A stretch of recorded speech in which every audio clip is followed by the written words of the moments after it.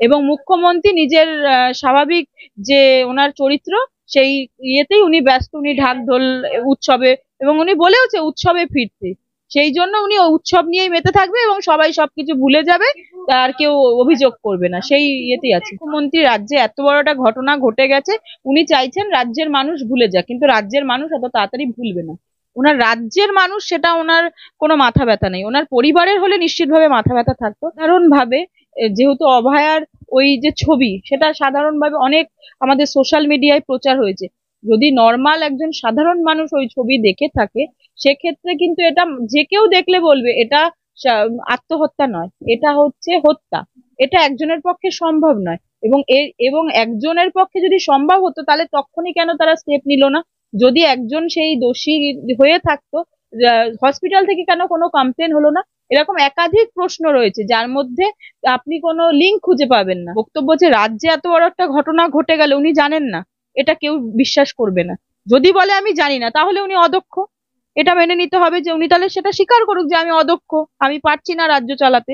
আর যদি বলে না আমি দক্ষ, তার মানে তার কাছে নিশ্চিতভাবে ইনফরমেশনটা ছিল, উনি ইনফরমেশনটা চেপে গেছে, নিশ্চিতভাবে কোনো উদ্দেশ্য নিয়েই চেপে গেছে, এবং এই এই সত্য যাতে মানুষের সামনে না আসে তার জন্য উনি এবং ওনার রাজ্য সরকারের পুলিশ এবং আধিকারিকরা সম্পূর্ণভাবে চেষ্টা করে যাচ্ছেন। সারা জীবন বলে এসছে বাম আমলে হয়েছে, বাম আমলে যদি হয়েই থাকে, তোমার আমলে তুমি কেন সেটা শোধরালে না? আর যদি যারা করে থাকে বাম আমলের, নিশ্চিতভাবে যদি বাম আমলে হয়ে থাকে, নিশ্চিতভাবে বামের লোকেরা জড়িত থাকবে, তাদের বিরুদ্ধে কেন অ্যাকশন নিলে না? আমার সঙ্গে রয়েছেন আইনজীবী গোপা বিশ্বাস, কথা বলবো দিদির সাথে। দিদি, বলছি কাল সুপ্রিম কোর্টে যেভাবে হলো মামলাটা, বলছি এগোবে প্রসেস এত লেট কেন, অনেকেই প্রশ্ন করছে ইতিমধ্যে। দেখুন, আইনের চোখে যখনই কোনো মামলা হবে, আইন সেখানে সবকিছু এভিডেন্স এবং সবকিছু বিচার করে তারপরে মামলার রায়দান করে, এটা নর্মাল প্রসেস। কিন্তু এই ক্ষেত্রে যে নৃশংস ঘটনাটি ঘটে গেছে, তার জন্য বিচার ব্যবস্থাকে অনেক দ্রুতভাবে সেই ইনভেস্টিগেশন প্রসেসটা কমপ্লিট করে তারপরে আইনের যারা দোষী আছে তাদেরকে শাস্তির বিধান দিতে হবে।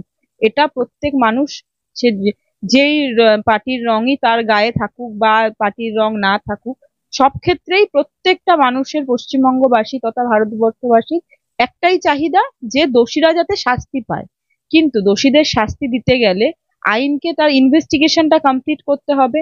সিবিআই তার ইনভেস্টিগেশন প্রসেস করছে এবং সুপ্রিম কোর্টে যে মামলাটি চলছে সেখানে ইনভেস্টিগেশনের কোর্ট মনিটর্ড ইনভেস্টিগেশন চলছে।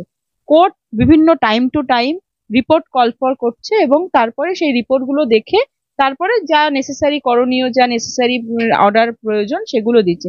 কিন্তু ট্রায়াল কিন্তু হবে আমাদের নিম্ন আদালতে, সেখানে কিন্তু সুপ্রিম কোর্ট সেই ট্রায়ালে অংশগ্রহণ করবে না। এখন ট্রায়ালের পূর্ববর্তী যে ইনভেস্টিগেশন প্রসেসটা, সেটা সম্পূর্ণভাবে কোর্ট মনিটর সুপ্রিম কোর্ট করছে, এবং আমরা আশা রাখি খুব শীঘ্রই দোষীরা শাস্তি পাবে।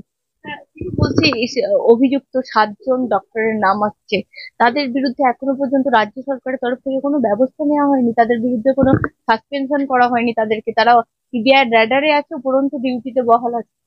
এটা খুবই দুর্ভাগ্যজনক, খুবই দুর্ভাগ্যজনক, কারণ এর আগেও এই নিয়ে অনেক প্রশ্ন এসছে। কেউ নিজে রেজিগনেশন দিতে চাইলেও তাকে তার তাকে অনারিয়াম কোনো উচ্চ পদে তাকে দেওয়া হচ্ছে, তাকে ইয়েতে দেওয়া হচ্ছে। এটা তো স্বাভাবিক বিষয় যে যে কোনো যা নৃশংস ঘটনা করেছে, দুর্ভাগ্যজনক হচ্ছে আমাদের রাজ্যে যিনি মুখ্যমন্ত্রী, যিনি সর্বোচ্চ স্থান অধিকার করেছেন, তিনি একটি মহিলা। তিনি মহিলা হয়ে একজন মহিলার নির্যাতনের এই যে উনি এই স্টেপ গুলো নিচ্ছেন, সেটা বিভিন্নভাবে ভীষণভাবেই এই বলা যায় যে কাম্য নয়। কেন কি, উনি নিজে মহিলা, ওনার যদি আজকে বাড়ির মেয়ে হতো উনি কি করতেন? উনি কি এই একইভাবে যেই মন্তব্যগুলো এবং যেই স্টেপ গুলো নিচ্ছে সেগুলো করতেন? একদমই না। যেহেতু এটা ওনার বাড়ির নয়, তাই ওনার গায়ে লাগছেন না। ওনার উচিত শিগগিরই এই যে অব্যবস্থা আছে সেই অব্যবস্থাকে ঠিকভাবে করে যারা দোষী তাদের বিরুদ্ধে শুধুমাত্র কোর্টের মাধ্যমে নয়, উনি অনেক অনেক সময় আমরা জানি যে কোর্ট তো ইনভেস্টিগেশন করবে, তারপরে ডিউ প্রসেস হবে, তারপরে তার বিচার হবে। কিন্তু যারা দোষী ব্যক্তি তারা যাতে যে প্রমাণগুলো আছে সেগুলো লোপাট করতে না পারে, সেই সাহায্যগুলো যাতে রাজ্য সরকার না দেয় তার দিকে তাকে খেয়াল রাখতে হবে, কিন্তু সেটা সম্পূর্ণভাবে ব্যর্থ।